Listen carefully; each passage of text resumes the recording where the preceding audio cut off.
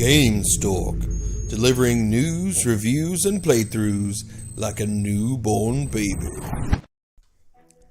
Hey, what's up guys? This is Jeff with Gamestork, and today we're going to be talking a little something serious. I wanted to have a discussion video about the effects of violent video games on adolescents. Now, we could easily just write this off and look at what's going on in the government right now and say, stay away from my video games, leave me alone, it's not having any effect. But inwardly looking at ourselves and seeing that we play violent video games and we're not off, trying to murder people, is not an indication as to whether or not it has an effect on behavior.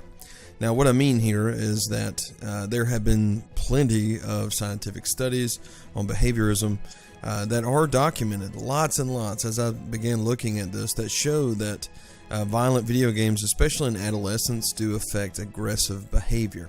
Now, this might necessarily not end in harming someone else. However, I'm just going to reference two here, one of which is a kind of a rundown of other ones. But there was a study called The Effects of Violent Video Games on Aggressive Behavior, Aggressive Cognition, Aggressive Affect, Physiological Arousal, and Prosocial Behavior, a meta-analytic review of its scientific literature. So this is by Craig A. Anderson and Brad Bushman.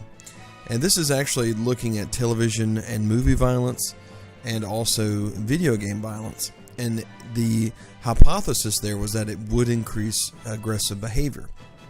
Now, a review of this and looking at the effects and, measuring behavior on these individuals who were taking place, doing the study. They saw that violent video games actually did increase aggressive behavior in children and young adults. And experimental and non-experimental studies with males and females in laboratory and field settings support that conclusion pretty conclusively. So they revealed that the exposure to violent video games increases physiological arousal and also aggression-related thoughts and feelings. Now, playing violent video games also decreases prosocial behavior.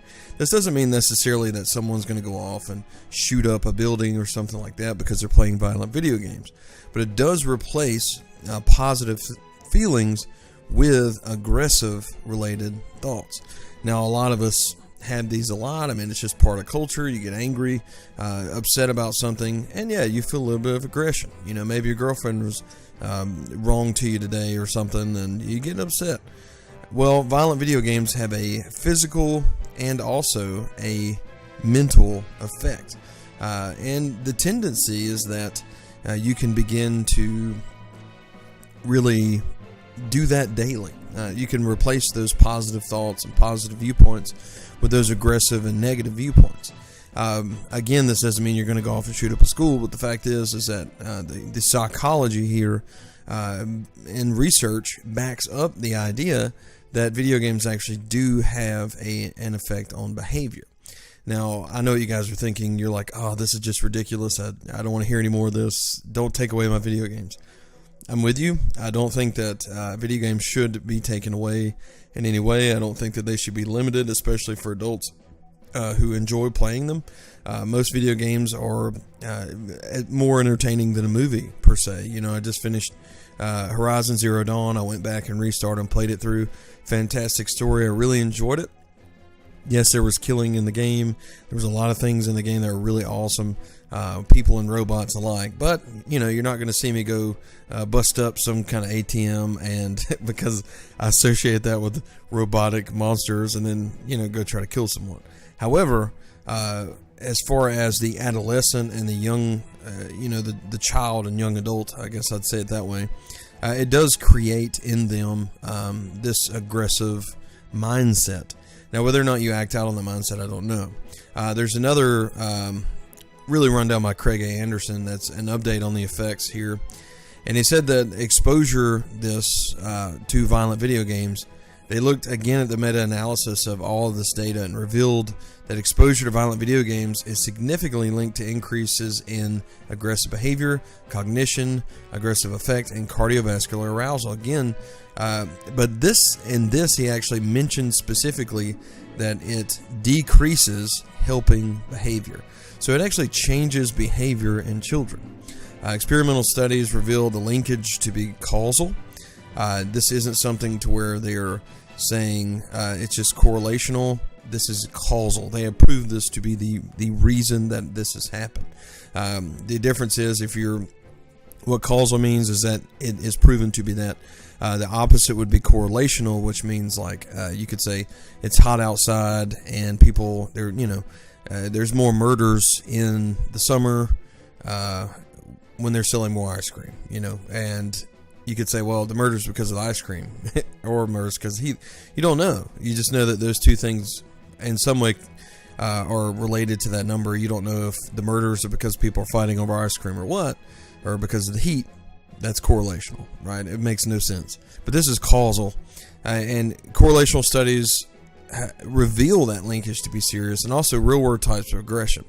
Methodologically, weaker studies yield smaller effect sizes than methodologically stronger studies, and suggesting that previous meta-analytic studies of violent video games underestimate the true magnitude of observed behavior, deleterious behavior, cognition, and effects of this, which, being someone who's very serious, I'm a father of 3.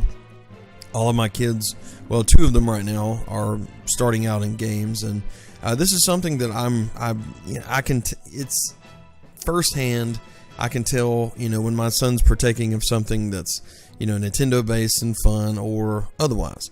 There is a change in behavior, and it's really interesting to me to see this. Now, there's so many people that's closed-minded. They'll look at this information and they'll say, this is stupid. People are just trying to rob us of our video games, and there's nothing wrong. But you know what? The things that you partake of and the things that you watch do have an impact on who you are. For instance, years ago, I quit watching Family Guy because the jokes that I would tell, and I used to be extremely spontaneous with them, turned into Family Guy references, like every single one of them. I began to think that way. My sense of humor went that way, and it's kind of a dark sense of humor to laugh at any and everyone for anything and just kind of make fun of life in general instead of being compassionate and loving towards people. So these things do have an effect on us, whether or not we'd like to admit it, especially as an adolescent, where you're still developing cognitively. I mean, you're putting together how you think and what you think and your viewpoint on the world, and that that's why we see so many people being influenced one way or the other in schools to go be activists, and they just kind of do what everybody says because they think that they're doing it on their own. But the reality is they're being influenced into that. And video games have the same type of power over the adolescent mind and also the child in that they can influence them in a specific way. Now, most people have that, the power there in their prefrontal lobe that kind of says, that's a bad idea, never act out on this aggressive behavior, and they don't. But there are some out there who partake of this, and they cannot stop that. It's something that it grows, and as the aggressive behavior becomes worse, it could end up shooting schools or something. So this is something that, although it's, I do not want to see games taken away, period. I don't want to see these things limited. I don't want to have a hard time purchasing these games. It's one of those things where something does need to be done, and what that is, I don't know. The fact is video games aren't solely responsible for things like school shootings, but they're a contributor, and anything that is contributing to that, needs to be taken seriously and talked about in conversation. Now, if that means like raising the age as far as people being able to purchase violent video games, I don't know. I don't know what's best for that because, hey, I'm not a pro at that. I'm just giving my opinion. I'm some guy on YouTube. But the reality is that the research suggests that, and not just suggests, but shows conclusively that the aggressive behavior and the lack of helping behavior is directly associated with the rise of violent media, which is movies and video games. And this is something to, personally just looking at it, to me, I would think that it's more, not necessarily act this out, but you just kind of get accustomed to seeing it, and it's, it's not as big of a deal, and as the aggressive behavior comes up, the value for life goes down because you're just I don't know. I don't really know. I'm sure you guys have a lot to say about this. This is a very serious thing, and I just wanted to bring out that, what's being said right now is actually backed up by research, and this is something that should be taken pretty seriously. As someone myself who's working my way into the mental health field, this is something I also take seriously. I love video games. I've been a gamer my entire life, and that's not going to change. I play everything that I can, and I really enjoy games, from Mario all the way to these violent video games. But something has to be done to protect those minds of adolescents so that we can allow them to grow and not have that aggressive behavior. We need a culture of people who have helping, loving behavior, who can really make a difference in society. Anyway, guys, let me know exactly how you feel about this in the comments below. I'd love to hear your input. Be sure to like and subscribe here to Gamestork for all things Nintendo Switch, which now I'm doing a lot of Steam stuff too, so I can say Steam and PS4. So thank you so much for watching, and we'll see you next time.